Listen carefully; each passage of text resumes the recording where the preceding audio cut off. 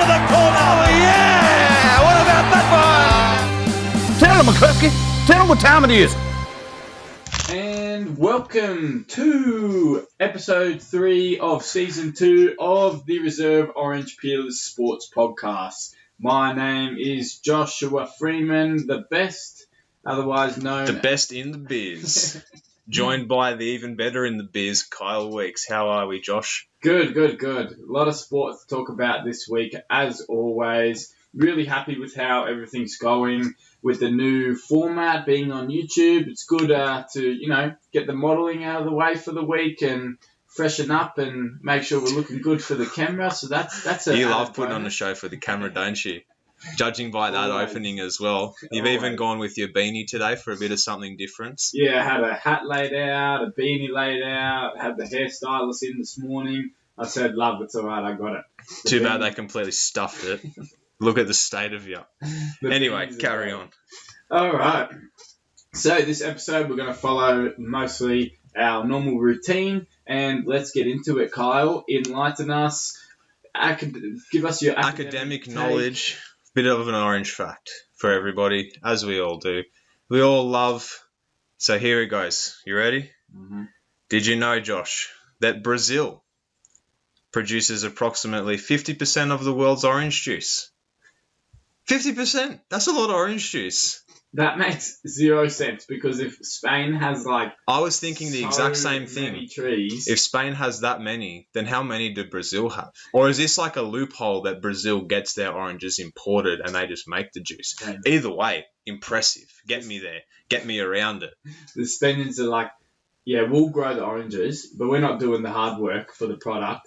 We'll just grow them. You juice them, and then you send them back to us. Little trade bargain there. 50% is made there and then exported. I wonder how many thousands of gallons that is. Just out of curiosity. Something for maybe next week. I'll find out, and next week that'll be the fact. If that's something you really how many know, thousands of gallons of orange juice is produced to be 50%? Every year. Every year. Do you like orange juice? I do and I don't. For the most part, yeah. I don't like it when they kind of overdo the orange juice. I like that natural stuff. Pulpy? Pulpy, yeah. Yeah, not too pulpy, though. I don't want pith in it. I just want pulp. You don't want piss in it? No, pith. You know pith. It's got a TH. The white stuff. You don't want any of that floating around in there, but a bit of pulp is good. Yeah, a bit of thickness. Yeah, a bit of thickness, a bit of substance about it. I used to be a really big juice fan. Apple juice, orange juice. And I've given it up for 8 months. Juice free. Why? Sugar. Coward, I say. Coward. Drink some orange juice. Forget about apple juice. Get the oranges in. Well, I just drink it straight from the product. Oh, straight off the tree. Just squirt it straight in the mouth. Don't need to go to Brazil, baby. Oh, jeez. We're getting carried away already. Look at us go. Far out. All right. Let's get into the weekly wrap, because we've got a few things to talk about. Do you want to go first with one of your topics, or you want me to start? You begin. You're the host, but lead us in. Well, leading to a little bit of a bittersweet topic for both of us, and I was worried this was going to happen, and I was ready to talk about it on the podcast. Let's talk about the State of Origin 3, played on the Wednesday between New South Wales and Queensland. The series already wrapped up by the New South Wales team, very dominant, scoring 76-6 points throughout the series, and we just couldn't get it done. I mean, no Cleary, no Luai in the third game. We went for Mitchell Moses and Jack Wyman. Probably not the best choice from Freddie. You can't blame him, though, to be honest. I thought the boys weren't clinical enough, and Moses really hid behind basically Cleary's shadow and didn't take the game on himself, and Queensland were up for it. I was really disappointed. I wanted to turn off the TV. I didn't want to watch the ceremony. But it brings back some memories of the old typical New South Wales. When we lost the third game, when Cordner was captain, and then Queensland won the series next year. People say that haven't been following it too much, we won the series, it doesn't matter. But it really does, because we went 10 years, 11 years without that trophy, without that shield. And we won 1 out of 11. Queensland were relentless. Absolutely Yeah. relentless the whole time. Like, they did not care to give us game 3. They swept us many times. So I'm very disappointed that we're not showing our dominance and like put basically a dagger into the already tethered heart of Queensland. I mean, it sounds a bit rough, but I do want that. I want them to feel Yeah. what we did. We should be dominant, and we should take these next 10 years as a way to dominate this contest. I was just very disappointed, and the most thing I was disappointed in, this will sound harsh, is seeing how well the Queensland players reacted. Like, they were Yeah. loving it. They looked up thought for they it. won the series. They were really hyped because they know it's not in the long term. Yeah. It's not over. Paul Green would have been chuffed with that performance. Well, yeah, because this game is a perfect launch pad for next year's series. Yeah. Like, they go out on a high. They're probably going to come up against pretty much the same New South Wales team again, with a similar, maybe even improved Queensland side next year, with some of those young players now having the experience of being in that arena. Yeah. They're in a much better position just by getting that win, even though they don't win the series, than it would have been if New South Wales had have gone on with it and swept 3-0. But not to be too negative, though, they did win the series. They did assert their dominance, a record margin over the space of it, but a little bit of a bittersweet ending for Blues fans in some sense. Just like, I was very happy to win the series, but I just really wanted to complete that series win as a whole. And look, I wasn't too disappointed from the performance. I thought Queensland really turned up. But something that disappointed me was seeing Queensland so happy, as I said. And even I have this teacher where I work. She wore all her Queensland gear the next day like they won the series. I hate that. You shouldn't wear... Yeah, you want them hiding in a hole, don't you? You don't want them poking their heads up. I hid in a hole for my whole childhood. Yeah. Because we sucked. People would talk about, do you go for New South Wales or Queensland? Then you kind of try and look the other way and not answer the question because you're almost embarrassed to say, I follow New South Wales. We grew up not knowing what an Origin series win basically No, did. not at all. Like, you win a game and it was just like, wow, what's this? Yeah. Enough to understand as young sports fans, we're continuously losing. Yeah. Until 2014, was it? When Jared Hayne... Yeah, Jared, yeah. It's been a long time. And he's crying and now he's going to have a long time in a jail cell. But that's a different story. Anyway, let's move on from Origin. Hopefully we can get it done in the next few years and build on some of these performances because all in all, it was a good series. Oh, they've got all the pieces there as well. I mean, like, would you put it down to as simply as they didn't have Cleary and Luai? Is that all it came down to, having Moses on debut and Whiten on debut as a starting 6? Yeah, I think so. I think that would have definitely changed the game. I think we wanted it as much as them, or most of the players. I just think Queensland really did turn up, and we were a bit unlucky. I thought the Kalen Ponga intercept for Tommy Trbojevic pass back into Tedesco, I believe it was very unlucky. Well, really, it's a 50-50 play. If Trbojevic doesn't throw the pass, he goes over, New South Wales sweep. But he gambled and he won. Like, you got to take your hat off. He was brave enough to come up with that play. If it didn't work, he might have looked like a bit of an idiot, but good on him. He was brave enough to stick the hand out to take the dive for the miracle play, and it worked. So, I mean, what do you do about stuff like that? Yeah, no, just showed how much they did miss him in the other games as well. I think the biggest problem was that the halves for New South Wales almost took the job too literally of just get early ball to the outside backs. Yeah, not much creativity. I think they didn't... Jack Whiten he built into the game nicely. When he started running more, he was definitely becoming more effective. But Mitchell Moses, besides his kick, his little grubber kick for Api Coruscant's try, really, he didn't do a whole lot besides kind of run the block plays and just give early ball out to the outside backs. He didn't really engage the line at any point. He didn't really provide like a multi-dimensional threat with the ball in hand. So, like, you don't want to put all of the blame on him, but it's definitely a contributing factor. Yeah, definitely when you have massive shoes to fill. It's not easy to fill. You're going to be highlighted, that difference of because you're being compared directly to him. Anyway, Freddie really likes him. I don't know if he'll get another chance if the boys stay fit. I don't think he deserves it until he wins like a big game, like a premiership or something. Yeah, we'll wait and see. But yeah. All right, let's move on to the Super Rugby or International Super The international rugby, yes. with Australia winning the series against France 2-1 and securing a victory 33-30 yeah. with 14 players. Yeah, Let's talk about this controversy. Marika Korobetti getting the red card, was it? Red card in the first 5 I haven't minutes, actually seen this yet. I heard about it. Dad was blowing up this morning, and from how he explained it, it was definitely not send-off worthy. But I mean, not to be overly critical, but the side that France sent out was a pretty B-string side, and basically every game came down to like that final play, down to the buzzer. And they won. If the Wallabies are as good as they want to be and want to reach the heights that they think they deserve to reach, they've got to be doing a bit better than that, don't they, surely? Yeah, definitely. I mean, like, France was like 14 players that they left at home, so... Yeah, they left basically their first squad at home. Yeah.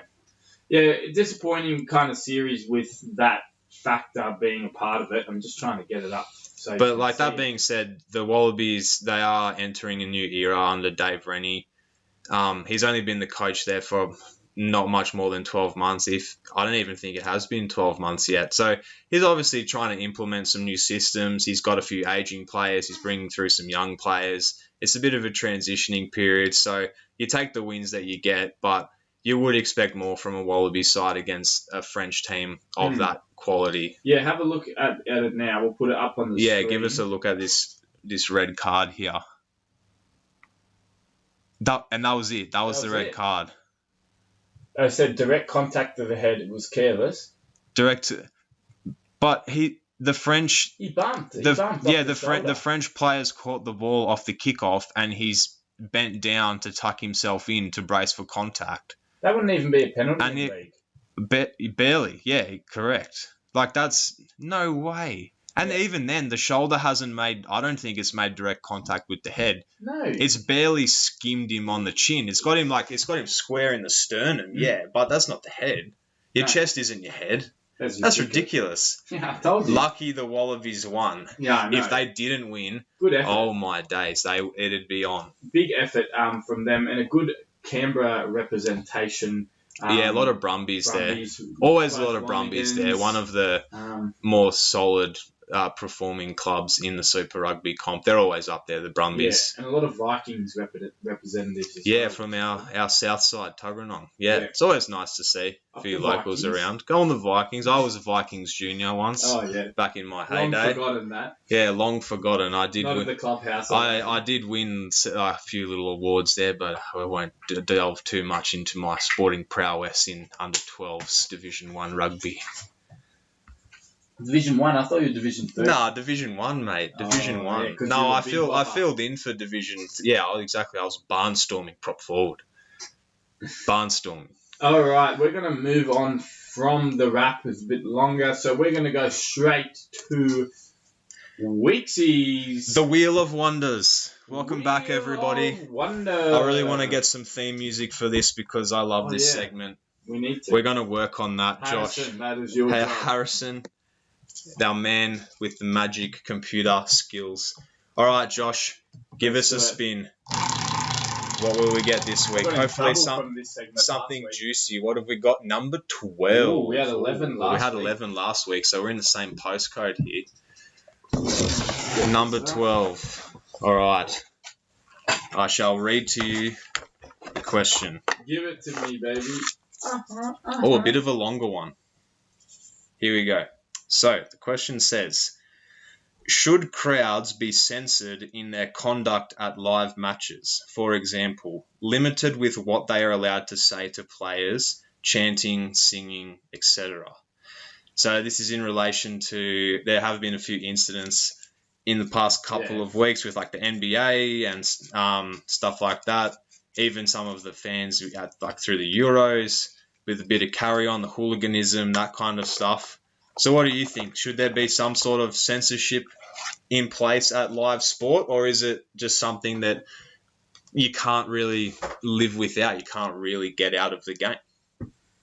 I think it'd be very hard to get out of the game, but because like it'd be very hard to monitor. But yes, Oh, definitely. anything racial, anything homophobic, Yeah, and anything discriminatory, gone gone straight away. should Gone. be any sport gone. Yeah, Any there's no place for that. Physical violence Gone. or physical threats, even gone. Should Yeah. be. Anything that upsets the peace. Anything like Out of throwing that popcorn and that, when was that Russ? Yeah, Russ? yeah, gone. Out of there. Gone. Anything that endangers the health of the athletes or other fans, gone. Fight, Yeah. gone. I believe so. I don't really care about chants or having goal. Yeah, what about the players. carry on, like the chants? Nah. Do it. Yeah, Hooligans. We want it. even the you've seen that famous old clip of like the English third division football or something with all the blokes sitting behind the goals. Yeah. With the goalkeeper chanting, "You fat bastard, you fat bastard," like, and all this kind of abuse at him. Is that fair play? Is that if you pay your money for your ticket, is that fair play? Can you go out there and just like yell abuse at someone like that? Is that part of being an athlete? There's a fine line. There's a massive fine line. I think you got to take it on the chin, in a sense. When you're an athlete, you're a celebrity. You're in the public eye. Like, I love the chants behind the goalkeepers where they go, "Ooh," and then when they take it, "Oh shit!" Like, that's great. I love that. Yeah, I'll see, want stuff people like to do that's that to me. stuff like that's harmless. Yeah. Just like a bit of, "Oh, you suck." Because it'd be very hard to like draw a line. It's like any rule in football that's like not specific numbers or whatever. It's very hard to just say, no, that was too far, or that's fine. Like, it's got to be consistent. That's what we talk about mostly in sport rules and jurisdictions. It's just like consistency is key in all these. I think to start, anything racial, anything homophobic, anything specifically anything that's like designed to cause harm or offence to someone, that's got to be needs to be fully gone, eradicated. Yeah. But you're all for a bit of banter. You're all for a bit of chatting shit to people, talking a bit of smack to the man down at third man in the Test cricket. When we always go to the Big Bash, we always have to go at the guy on the. Yeah, it's fun. Yeah, or give us a wave. Yeah, and if he doesn't wave to him, you just say, "Oh, you wanker." And then next time he comes back, he'll probably give you a wave. He might flip you off. You don't know. That's the beauty of sport. Might take a diving catch. What about beer snakes? This is one of my pet peeves. The beer snakes in the crowd.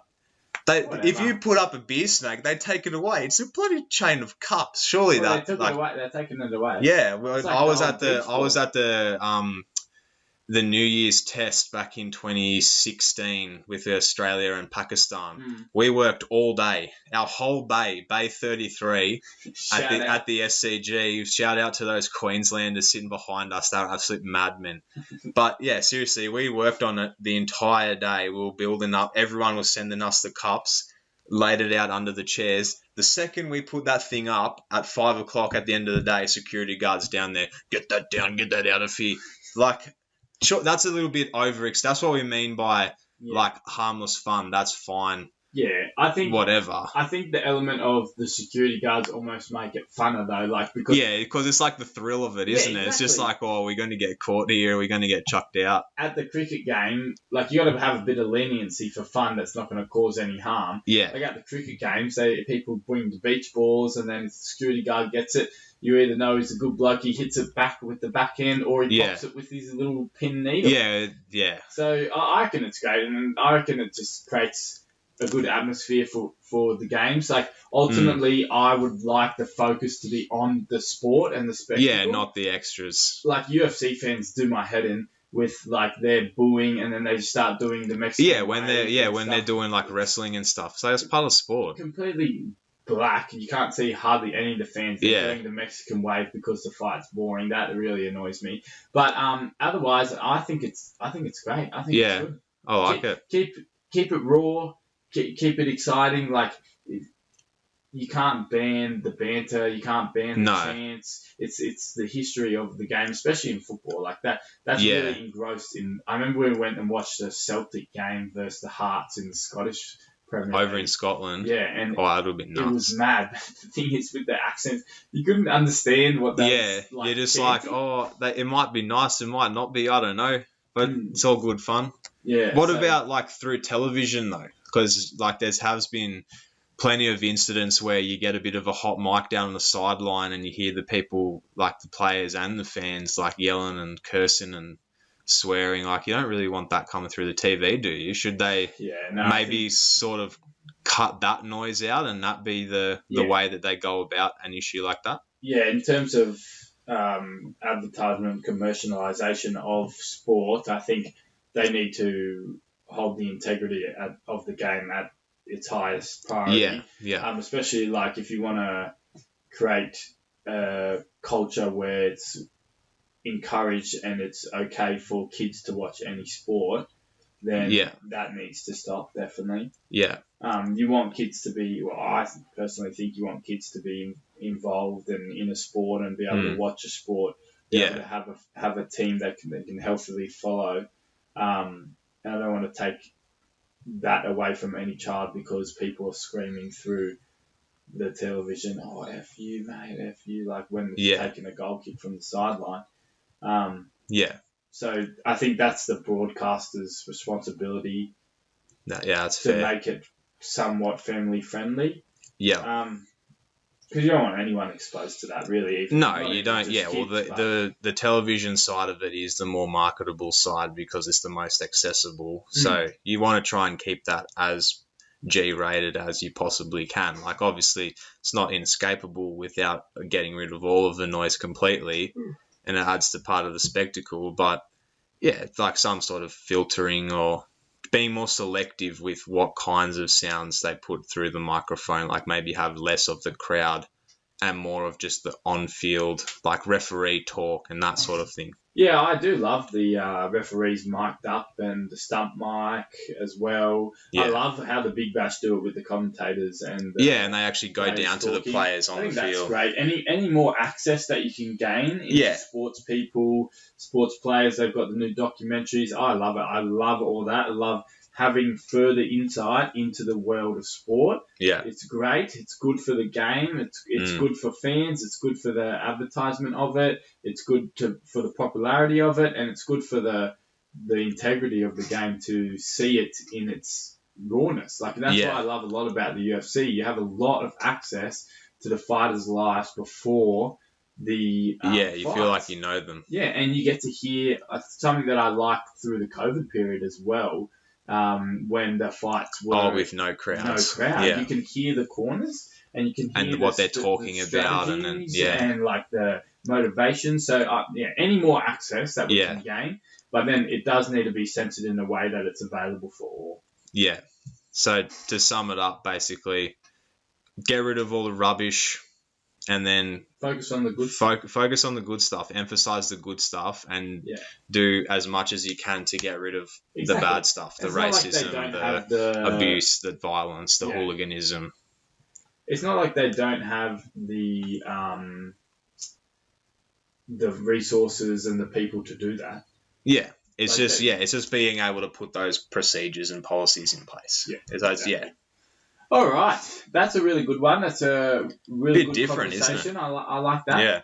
All right, let's move to our favourite segment at the moment, or my favourite. Your favourite segment. You love good. this. I'm liking the hypotheticals. The bigger picture. The bigger picture, and it falls with me this week. I have brought for you a beautiful little scenario that I've cooked up over the weekend, over the week that has been. So, for the bigger picture this week, Josh, just sit back and... I'm sitting back. All right, so... The challenge is to build your ultimate athlete using 3 players. So by ultimate athlete, I don't mean to specify in one sport. I just mean the best athlete that could compete in anything possible. Okay? Making sense? Yep. So the only rules are they have to be currently playing the sport. So like no retired past players. We'll keep it modern day, keep it simple. Yep. You can only pick one player from that particular sport. So, for example, if you pick someone from the NBA, you can only pick one basketball player. total. Yeah. Regardless of league, only one basketball player. Then you can pick like a footballer and then a tennis player, for example. Yeah. Makes sense? So the aim is to build the most complete athlete possible out of 3 players from different sports. So to give you time to think. Now, you're building it like in terms of body parts? Yeah, so I'm going to run through mine and then, so you're trying to put 3 people with their specific characteristics to make the ultimate athlete. So I'll go through mine so you have a bit of time to think about yours. So for my physical build and strength and power, I'm going with LeBron James. Okay. So he's 2.06 meters tall, 6'9" in the old scale, 113 kilos with a 2.14 meter wingspan. Mm-hmm. That's a whole lot of man. That's a big body, and he's very well built physically as well. So my physical stature and build of my athlete is going to be LeBron James. Mm-hmm. Okay. Then I'm going to combine that physical build with the speed and athleticism of Tyreek Hill from the Kansas City Chiefs in the NFL. Mm-hmm. The man's nickname is Cheetah. That tells you all you have to know. He absolutely express. Runs a 4.29 second 40-yard dash. Yeah. Has a 40.5-inch vertical, which is higher than a lot of NBA players. His just sheer athleticism, combination of speed, footwork, coordination. He's just he could easily transfer into like a true track and field athlete. Like he's just so gifted in terms of his speed and power and explosiveness. So he's going to be like my speed and athleticism on top of the LeBron James build. Yep. And then for my mentality, because we know that's a key part of any good athlete is their mindset, their mentality. Yep. I've gone for one of the ultimate winners, one of the true professionals, Cristiano Ronaldo. I can't think of another player in world sport that puts more time and dedication into his body and his performance than always being at the pinnacle of his physical capabilities than Cristiano Ronaldo. Like he has his home gyms, cryo chambers, his saunas. He's got like multiple chefs to make sure he has all of the right nutrition, etc. He's just like he lives to win. That's all he cares about is how can I be in the best physical shape possible to win. We'll have to do a weird visual of these. Yeah, cut so together. we'll try and slap together some sort of visual. But yeah, think LeBron James stature-wise, with the speed and athleticism of Tyreek Hill, the mentality of Cristiano Ronaldo. I feel like that is an athlete that could excel in pretty much any field sport and probably track and field as well. I reckon like AFL, NRL, rugby, NBA, NFL, track and field, football. I reckon I could be successful in all of them. I got one. So what have you got? So I'm going similar to what you said, and I haven't gone the same athletes. Yeah. But I'm going for a similar build, a little bit less strength. Okay. And more skill, I guess, more coordination. I believe my body type that I'm picking is slender, but more skill and more adaptable to sports rather than strength. Yeah. And I'm going with the body of John Jones. Okay, yeah, UFC fighter. Yeah. Very lanky How old is he? How tall is he? He's about 6'5", isn't he? He's quite a big lad. He's very tall. Big lad. Let's have a look. He is... So he's 93 kilos. Yeah. And he is... I should have looked at this when we were talking. 6'4". 6'4". So that's pretty fair, man. I didn't want too tall. Yeah, didn't want him to be too big. Okay, yeah. My athleticism, and I'm more thinking of this as like just like the legs. You can't pick yourself. No, of course. Or me. It's a little bit different. Yeah. But I'm thinking the Australian sprinter, Quadzilla. Oh, I'm not sure Trey Williams. Trey Williams. Yeah. Yep. I reckon these quads are massive. What? and So you he's just want his expressed. quad slapped on John Jones' Yep. height and Yeah. I want him just like John Jones to be absolutely express and like powerful in the quads. Like imagine that as like a rugby player. yeah, Like with the height and reach of John Jones. yeah. Match with the pace. Be a fantastic outside back Mhm. or a loose forward. And he so he'd be a little bit shorter because Trey Williams is a little bit shorter. Yeah. Dude, I'll put a little. So picture of so his you want his quads, Yeah, just for the aesthetic appeal more than anything. mate, he's a beast. And then with his He's speed on also top a of rugby that. sevens player. Yeah. So yeah, him. Okay. And then the mentality, going for someone who is a winner as well. Yeah. But very methodical and very much about his own game in his own head. Okay. And sometimes it doesn't work, but I think Yeah. I like someone who's You like the way he methodical, goes about it. thinks about it, doesn't matter what other people think, but does his routine for him. Me. Rafael Nadal. Yeah. Rafa was up there for me. Yeah. He was the top 3. Aggressive, but methodical, does the same thing, just sets him up for the best version of himself. Just unflappable. Yeah. And not his body because he does get injured, but his mindset. So that's my athlete. That's a pretty good sure athlete. If I had a little bit more time, I would get something better, but that is what comes to my mind. Do you think they could compete in just about anything? Obviously within reason. Like, you're not going to have guys I'd say the rugby sports would be the ones that probably wouldn't. So he'd excel in If you sell in, I the think, less like physical athletics, contact sports, yeah, the more yeah. where he can exploit Basketball, speed. Yeah, NFL And would be power. good too. Yeah, The rugby sevens, more space and yeah, pace. I just don't know what kind of position he'd play in a normal rugby team if he didn't he'd have, probably like, be that he'd natural- either be like a big back or like a flanker / number 8 in rugby. Yeah. The other person I'd love to put his kind of body in is Adama Traore.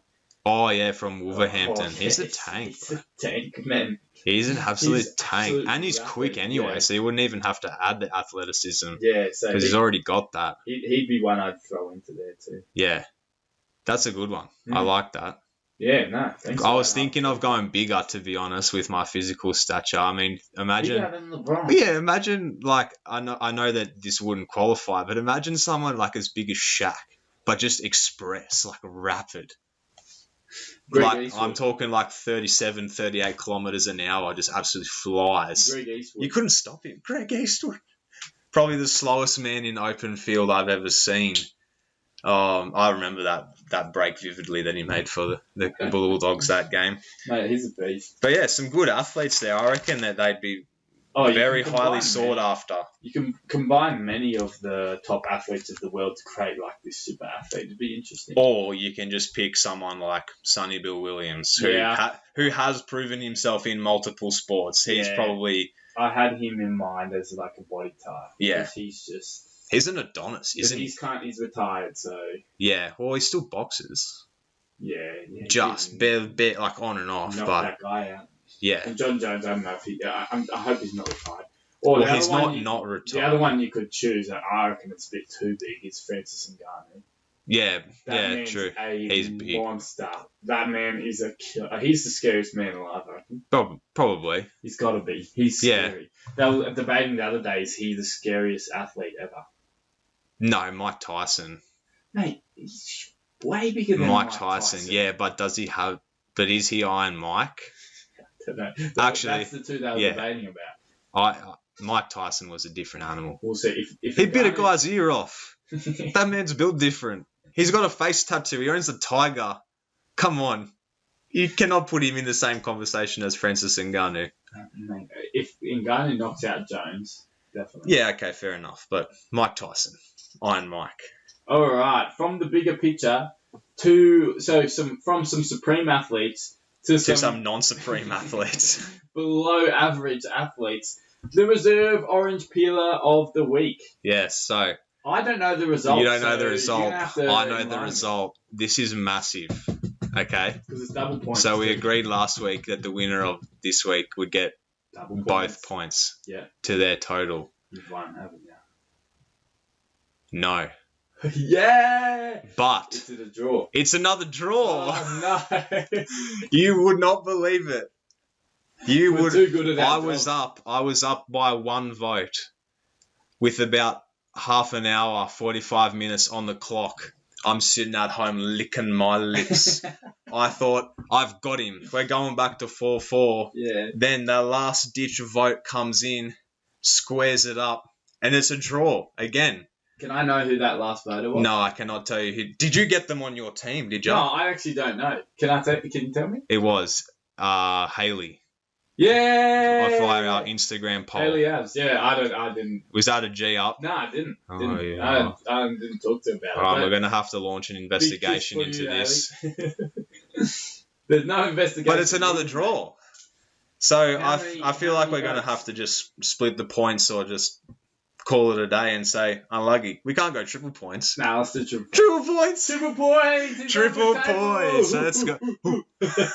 So Mate, we're getting bigger and So if bigger. we get a draw, we just keep carrying over to the next cool, week. All right. triple points. Jesus Christ. All right, triple points it is. Let's go. All right, You can so begin. Do you want to choose a different one? No, Or are you mine's, confident with it? I'm happy with Ah. mine. So I'm going back to my little bag of tricks. I'm going to open it up like Mary Poppins. Oh, look, there's another county Does she have a cricket. magical bag? Mary Poppins? Yeah. Have you not seen it? Or did you have a childhood? Yeah, I watched She's the... got her handbag. She's Yeah, pulling I out watched the... umbrellas and chairs and everything. I thought she just had a magic umbrella. No. She has a magic bag? Yeah, she pulls out Like all Dora stuff. the Explorer. No. Well- Well, is Dora's an endless bag? Oh, it's something like that. It talks. It's a magic bag. Yeah. Oh, no, I saw something. Dora the Yeah. Explorer is the modern Mary Poppins. Yeah, well, there you go. I saw that also. Hence why I brought it up. Timeless, both of them. Anyway, enough of this rubbish. Let's go back into the magic bag of Mary Poppins, the reserve orange peeler bag, to pull out another county cricket mistake. Well, not mistake. You It's love cricket, don't you? I do love. I'm keen for some season. It's a bit of a two-sided video here because we've got a dark, stormy day in county cricket. I believe it's in England, Mhm. and the ball's gone to the wicketkeeper, and it's a tale of two stories in this video. The wicketkeeper's the hero, Yeah. and the batsman at the non-striker's end is the peeler, right? So Okay. the wicketkeeper's got him the ball, and he's just rolled it back to the bowler, but he's rolled it pretty fast, going for the stumps. And the guy at the non-striker's end's like, oh yeah, I can steal a run here. Goes to run, not knowing that the ball's going to his stumps, hesitates, goes to run again, and then he gets bowled out by this little trickling ball going about 3 kilometers Oh, an my hour up the goodness. pitch. Yeah, I'll show you it now. So That's that's almost fans can similar see. to like in the baseball where you see guys try and steal a base, and then the pitcher just goes bang, Benji 05 flick pass to third base. You're out, son. He had Gone. absolutely So zero he's gone idea for the where he double was. pump on the run as well. He's gone a little Oh, he's played one off his pads. He's non-strikers. He's like, no. Oh, gone out. What a loser. Can I just say, though, they should not have been playing on that pitch. Look at the puddles on there. Waterlogged The like pitch nothing integrity else. of that is atrocious. That should never have happened. So yeah, one little start. Which just makes it even more painful for him, wicketkeeper. doesn't it? Starting for the wicketkeeper, an absolute humiliation for whatever that bloke. Yeah, is. getting run out hurts. Definitely. It's And probably the worst way to get out in very- cricket, isn't a it? very unavoidable run out. You've been run out. when I've we've been in run an out. exhibition Yeah, game. I know, that's why I'm saying it hurts. It's a very bad way to get dismissed in cricket. But anyway, you love cricket. You always go to cricket. How boring. I'm going something a bit more fresh. I'm going to the British Open of golf. Oh, okay. I have a golf orange peeler this week, and it is one of my native countrymen, Francesco Molinari. Did you like that? Nearly scoffed the water there. Yeah, so Francesco playing at the British Open. On it was the par 3, hole 6. So you know what a par is. A par is like if it's a par Talk if down it's to a me, you if it's a peasant. par 3. Well, I play golf now, so I just need to make sure you're still up to my It's the speed same with as that. disc golf, which Yeah, I'm you play playing as disc well. golf's not real golf. Anyway, carry on. Yeah, so par 3 means it should take 3 shots to get to the hole. Yes, we all know that. Guess what Francesco's done? He has hit a quadruple bogey. Wait, 12, He's hit a 7. 7. Yeah, quadruple bogey, Sorry, that 4 was over par. Mm. Bogey, double, triple, quadruple. Yeah, okay. He's hit 4 over par, Is 7. that like you never That doesn't seen happen. If you hit a double in bogey pro golf? in pro golf, if you hit a double bogey, you have had a dead set stinker. That happens on the local scene every day. All right. So what he's done, he's driven one from the tee, and it's fallen in the green side bunker. So like the bunker is right next to the green. Yeah. He's just got to chip it out of the bunker onto the green. Goes for the first shot out of the bunker. Bang, straight into the face. Bounces back to him. Goes, okay, what do we do here? Readjusts a little bit. Goes again, bang, straight in the face. Has to jump out of the way because it's ricocheting back at him. And then for his third shot out of the bunker, he just goes, you know what, stuff this. Turns around the opposite way, hits it backwards out of the bunker just so he doesn't hit the lip again, to then have to chip onto the green and two-putt it to get the quadruple bogey is an absolute bludger of a performance. Is your pillar that one shot in the bunker or the whole? No, it's the shots out of the bunker. So watch this. Okay, so he's gone. He's lining up, or he's gone. Oh, that's a big bunker wall. Right there. That's his first shot. Second shot. Oh, hops out of the way. That's terrible. He doesn't look Italian. And then he just turns around and goes, bugger this, I'm going Route 1, back the way I came. And pretty bad shot out of the bunker as well, almost into the rough. Mate, hopeless. Mate, that's absolutely shocking. Play golf. That's absolutely shocking. Yeah, well, those results are proven by my performances on the golf course. But I can't say I've shot a quadruple bogey, though, so... Like, that just puts in perspective how bad this is. Have. Yeah, maybe not. Maybe not. But that's a story for a different day. I'm not a professional. All right, those will be up a bit earlier this week. We'll get them up so we can finally get a result in our 2-week draw. So make sure you take your time with these because this is big. Kyle could not draw this time. He can go in the lead, or I can command a demanding lead for the rest of the season of the Peeler podcast. And if that happens, then I might just quit the show because obviously you guys don't have any idea of what's funny and what's not. So I'll just throw in the towel and someone else, you can do it by yourself. All right, let's move on to our last segment, our newest segment, our funnest segment, our ball bag. Our firmly pumped ball bag, our big bag full of balls. This week we've got a fair few, so Kyle, let's... I'll kick us off. It's a question here from Adam, directed at you, Josh. It says, Josh, do you only have one T-shirt? This is obviously aimed at the fact that now that we've gone on to the video format of YouTube, the first 2 weeks, you're wearing the exact same shirt but a different colour.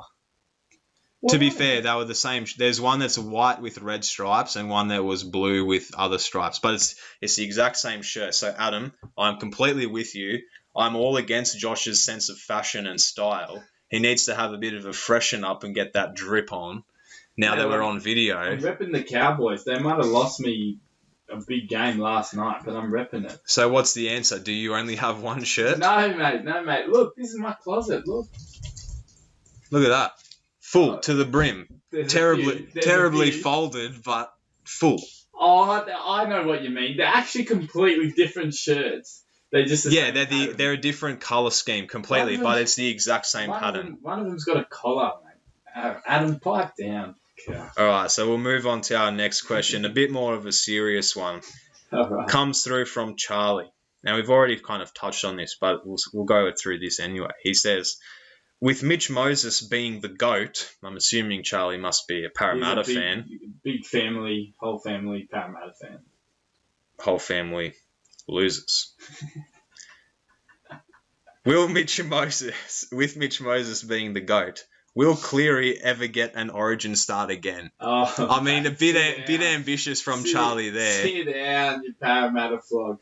Mitch Moses is never getting another start. The only start he's going to get outside of his beloved Parramatta is going to play for the Lebanese again. The Lebanese between the knees. Mate, Moses hid away. Yeah. He got shocked when Val He took his role way too literally. Val Holmes pressed him He went for the pass to say, no, I don't want the peel. I don't want to take this tackle. Val Holmes nearly scored off his blunder. And then Mitch Moses went and hit when they needed him most. So, no, Mitch Moses won't get a start unless Cleary's injured. And I'd hope, depends on how his form is at the Broncos, but I'd hope Adam Reynolds gets a start. Yeah, see, I was thinking... If he's still pumping. I would have picked him anyway. I would have. I would have probably kept Jack One. I reckon Jack One, at his peak, he deserved a crack. He's an Origin player. I reckon he's great. I mean, he's not better than Luai. But, I wouldn't put Cody Walker in there again, but Adam Reynolds should have been picked. But, yeah, I think Cleary is going to be like the... He'll be there before... If Cleary's fit, Cleary plays. That's just how it's going to be from now on. I reckon he's going to take the game by storm in the next few years. Yeah. So, I don't see Moses getting picked again. No. Barring injuries. I had him as probably like my 6th or 7th choice half. Yeah, to be honest, like I would have had like Cleary, Luai, Whiten, Adam Reynolds, Cody Walker before I even consider Mitchell Moses. So Luke Brooks. Luke Brooks, Adam Doueihi, however they choose to say it now. Adam Doueihi and Mitchell Moses wouldn't be a bad Lebanese. Oh, little Lebanese half pairing. Dewey's Lebanese. He's got a big Lebanese beak as well. He's a good player. We go on to our next question now. Comes in from Aaron. Aaron says, with the Olympics coming up, other than your traditional sports, such as track and field, swimming, what are you most excited to watch? I was actually having this conversation with him personally today, Aaron, and we were going through some of the sports, and I had a little bit more reflection to think about it. There's two ways you can answer this. I love seeing Aussies succeed. That's what I'm in the Olympics for. Okay. But then I'm also in it for just the general spectacle of the sport that you don't get to see unless you're really into that specific sport. Yeah. That's what the Olympics Something highlights, that's different. Right? It's the pinnacle of most of these sports. Yeah, well, yeah. For the sports that are at the Olympics, basically besides football, basketball, and tennis... This is pretty much the and golf, because golf's there now too. Golf's there? Yeah. This is pretty much the pinnacle for all those sports. Yeah, I know. This is what I'm saying. It's too much. It's got to be changed. Yeah, well, there's not a debate. It's what we're looking forward to. I really love the rowing. Yeah, rowing's just a bit different, isn't it? But cool, exciting. It's close. It's really hard to see who's in the lead, but half the time with the pitches. Yeah. And Aussies are dominant. We're built different, and it's just it's a really good spectacle. I love it. But like all forms of rowing, really interested in I feel like it's going to be a flop or just the best thing that's there is the new skateboarding. Yeah, really interested in that because there's a few Americans who I've been following. I love skateboarding in general. I don't really follow it as a sport, but I follow it as like a hobby. Just as And there's a Zion Williams, I believe his name is, and he's in there, and he's just this young gun who's just absolutely like balls to the wall, skater, doesn't care about his body, and it's just really technical, and I can't wait to see him. You just like to see that. Take the field. Take the field, take the bowl, the half pipe, park. The deck. The deck. You know what I mean. Well, they right. I don't know. There's always niche sports that I love to see. The weightlifting's cool. I love the weightlifting. That's what I like. You got the New Zealand watching the clean and jerk. That the amount of weight that those men and women can lift is ridiculous. And just the passion. Just the power, Like you can when they're slapping their chests like big gorillas and there's chalk flying off everywhere. I love how there's so many PBs at the Olympics because they just build up. They just Well, that's what it is. Their whole training program would be designed to peak on that day. Yeah, like they'd have been priming themselves for the past. Well, obviously 4 years they'd have been training, but like the past 6 months would have been intensive, like loading and deloading to be primed for that exact day. To the day, to the minute. So much passion in it. I love the volleyball too. What is it? Volleyball is great. I like the volleyball. Yeah. Volleyball's a great game. You should play it. It's really fun. Well, yeah, I've played a bit of indoor social volleyball, but the beach volleyball I love. It's 3-on-3 basketball. Is it? Well, it says 3x3 basketball. Well, there's 3-on-3 and there's normal 5-side. Sick. 3-on-3. 3-on-3 is different. That's cool. That's a cool concept, Yeah. but I mean, the beach volleyball's good too, beach volleyball's great. especially the women's. Oh, especially the women's. Cuts. Well, Baseball. baseball? Nah. See, I don't like baseball I don't anyway. like baseball, but I didn't know it was there. There's a lot there. Actually, looking at it, because I've got the big list here, Yeah. the BMX racing is good too. BMX, yeah. It's good. I love it. Yeah, they're just thrashing And about. the velodrome's pretty cool too. Yeah, like the track cycling. Yeah. What about speed walking? Like speed walking? You know, it's a funny story about speed walking. Okay. I once won a silver medal at the AIS for the 1500 metre speed walk. I got invited to the national team When? when I was 16. Did little athletics, wasn't good at anything Speed else. walking? Yeah. Really? Trained around the block. And okay. Got second. And yeah, there was a guy who was there who was really good. Mm. But that's a weird achievement for me. Yeah, Second how do in you 1500 train walk. for speed walking? Like, is there Go any? for a walk? Do you just walk really fast? Is it that No, simple? It's technique. It's actually hard on the knees. Because you really have to like force your feet down so that you don't. Yeah, Because you have it- to have one foot on the ground at all times, so you have to really make sure that you're forcing that contact so you can get your next foot going forward. And Yeah, your hips are moving weirdly. It's all yeah, about you're kind your of doing technique. like a little salsa dance as you walk, and you're rocking and back and forth, and Yeah, that's. it looks a bit funny, like you got a bit of a wedgie going on in your pants. And I'm But pretty good at salsa dancing, so you are not good at salsa dancing. I've asked your missus, and she said you need to work on your dance moves, as well as your Alright. capability of being a good boyfriend. oh, don't bring that into it. Well, you called her out last week. You're in the I doghouse. know. I was going to get away with it too until my dad was sitting at family. Yeah, dinner he and ratted you out. He Yeah, went, "Oi, crap." guess what? You got a mention," and she's gone, "What do you mean I got a mention?" said, yeah. Oh dear. Well, we've got one more question Well, here. I wanna- Oh, one more. sorry, you got something else. One more that's good too is the handball, the European handball. Yeah, that's actually really good. I want to really play. exciting. I've found some Canberra leagues. I reckon it's fun. We should play. Yeah, I want to be the goalie. If anyone wants to play in part of our Reserve Orange Peelers handball team, send us your 30-second video application why we should pick you. And Recruitment. yeah, this is our recruitment drive. Forget playing Oztag. Let's play. Yeah, we'll play handball. something different. Yeah. I like it. Oh mate, I'm so keen for the Olympics. I'm going to have. I know. I Five can see the screens excitement set in your eyes right now. You're Oh, just mate, it's great. We're heroes. you're of ready. War, mate. We're You're heroes of chomping war. at the bit. Yeah.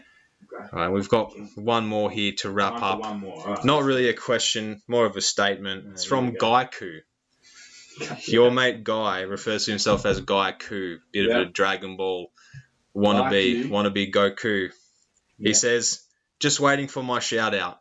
So I'm assuming you must have promised him a shout out, Josh. Oh yeah. Give him one. I don't know what it was. We were at dinner and we had a bet and And you lost the bet, and now you have to he shout wanted him a out. shout out. Okay. So shout out to Gaiku, the man. He's got a new perm. He's looking good. He's looking fresh. And Alex as well deserves a shout out. Okay. Avid listeners of the podcast, I believe. Yeah. Want more anime talk, Guy said. Okay. I don't know how to include that. But if you're looking for a sporting anime, my brother will like this. Go check out Haiku. It's about Yeah, it's volleyball or some rubbish. And it's all about like But not the good kind, not beach volleyball. No, it's all about like the technique and the passion behind volleyball. And there's this guy in it who's like, he didn't know much about volleyball, but he's got like all the athletic ability, and he's just zooming around the court, and he has to link up with this guy who has a massive ego, but has all the technical ability as a setter. And it's sick. It's actually really cool. It sounds whack, but It's cool. It's cool. It's got the little drama like a high school would, but the way they link up and the way they like find a way how to use their like athletic abilities to win volleyball games. So there you go. Check it out. Well, so you said Guy's got a new perm, has he? Yeah, he's got little. Is he curls. trying to impress the ladies? Is he still I think so. on the I hunt? think he's looking for the one. He's a Goku looking for his Chi-Chi, but unfortunately for Guy, he's built more like Chiaotzu. So good luck, Guy. But there's your shout out. We're here to help on the Orange Peelers. We help people find love. Maybe you should take some of this advice too. Yeah, if anyone wants to shoot a shot, feel free. The basket's wide open. The basket is open.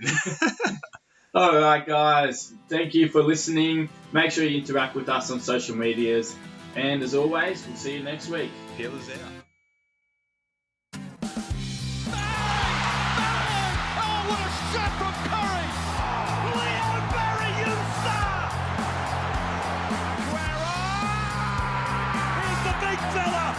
the pass on.